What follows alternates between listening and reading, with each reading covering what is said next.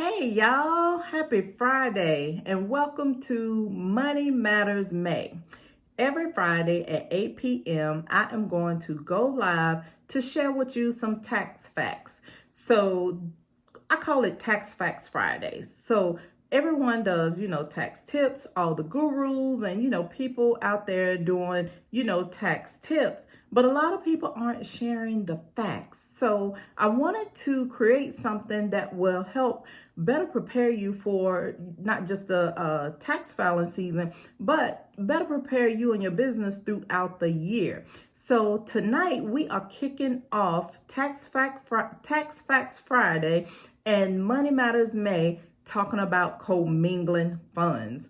But before we get into that, I want to introduce myself.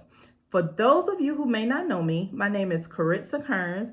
I'm the owner of K&K Tax and Accounting Services, and we specialize in tax planning, tax prep, and tax resolution, all things taxes. I am an enrolled agent licensed through the IRS.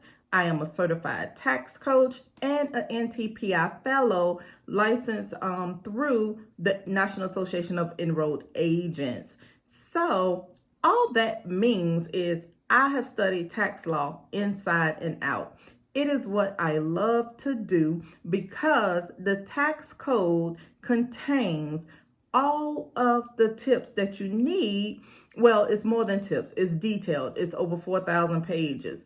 But it contains all of the strategies and loopholes that you need to reduce your tax liability. And that's why I am a tax expert and a tax strategist, because I want to help you pay the least amount in taxes. There's no reason you should make all of this money and give half of it to the IRS with proper planning. So, jumping into commingling, that is like the basic foundation thing that I see all the time on many different levels, whether you're just starting out or you're an established business and you're doing well for yourself. You have to get rid of the commingling of funds. What is commingling? Commingling is when you mix your business income and expenses with your personal income and expenses. You may have all of your business and income and expenses coming out of your personal account with your personal expenses, or you may have a business account, but you are still making personal purchases and things like that in your business account. So either way you do it, it is commingling. You are mixing business and personal, and the IRS hates that. I don't know if anybody told you, but the IRS hates commingling. And the reason for that is if you were to get in an audit and the IRS looked at your records, if you had expenses that you could not substantiate, that you could not prove were business expenses, the IRS can disallow those deductions and cause you to pay taxes, penalties, and interest on those deductions that should not have been taken. So you want to make sure you have a clear distinction between your business account and your personal account. Have your income for your business go to the business account, pay your business expenses out of that account, and pay your personal expenses and things out of your personal account.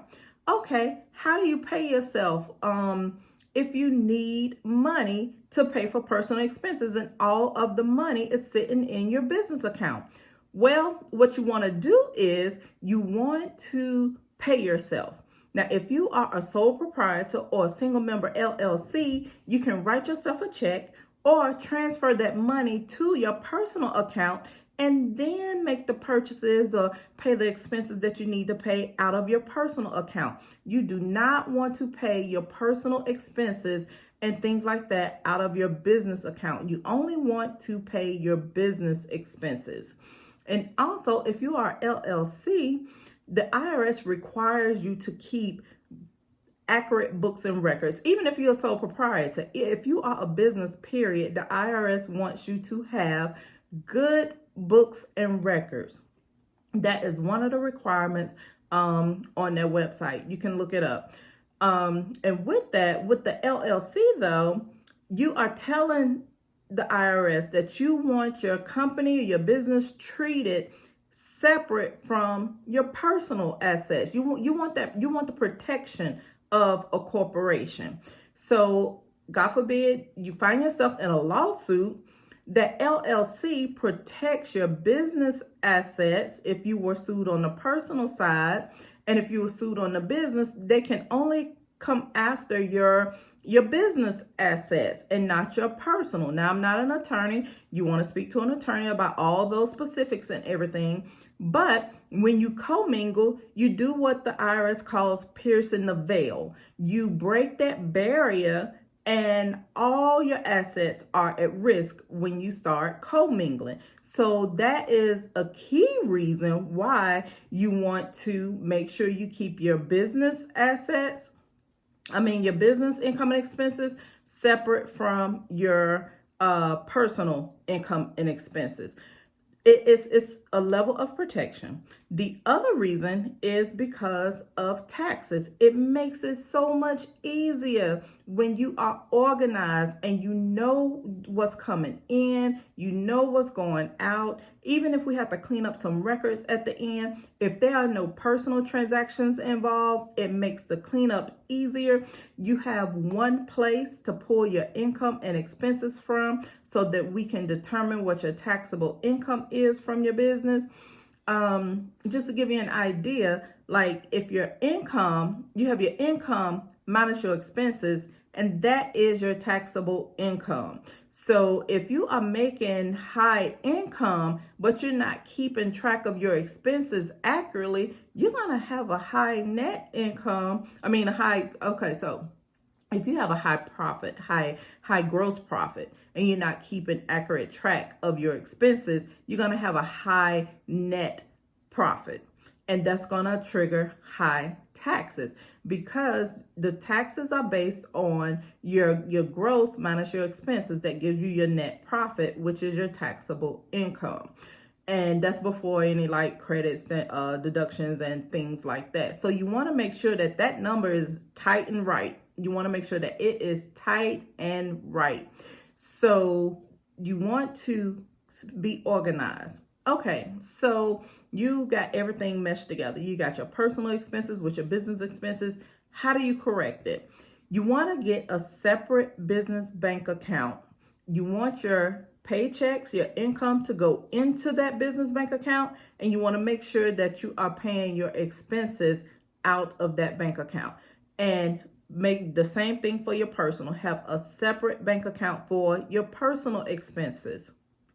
So if you need to pay your personal expenses, like I say, you transfer the money, but you do not pay your personal expenses out of your business account. Don't pay for business items out of your personal account, because that's when the waters get muddy. You want to make sure that you are organized, because I have seen it every year. People are scrambling, looking for deductions and things like that. If you get organized right now and you maintain it throughout the year, then you will be in a good position at tax time, and it will make it easier for us to identify where your money's going, what tax strategies that we can implement to help you save on taxes and put you in a better position overall. So if you have not done so already, I want to give you that homework assignment to go ahead and separate everything and get organized. Even if you don't have like an official business bank account, get a separate checking account that only those business transactions flow through. That will make your life a whole lot easier, and it will make your accountant's life a whole lot easier as well, and keep fees to a minimum. So that is the first thing that we wanted to cover the first week, because commingling is a hot topic. I have seen it from the new business owners to the established business owners. And there are so many things that we as accountants look for at tax time, and filtering through personal transactions and things like that. It muddies the water. Like, it makes it difficult for us to help you. So we are asking for you to help us. And if you cannot do it yourself, hire an accountant. Like, we are accepting new clients always. So we want to make sure that you are organized, and it'll make your life easier. It'll be easier on your wallet, and we will be able to maximize your tax deductions and credits and things like that. So stay tuned for next week at 8 o'clock. Tonight I had a little technical difficulty, so I had to record the message, but I wanted to get it out. I look forward to speaking to you on next week's Money Matters Made topic. Stay tuned for that. I will let you know what that is shortly. And stick to the tax facts. There is a lot of things on tax Twitter and, TikTok and, all these places. There are a lot of tips, but I am here because I want you to stick to the facts. That is all for tonight. I want you all to have a great weekend, and I'll see you next week.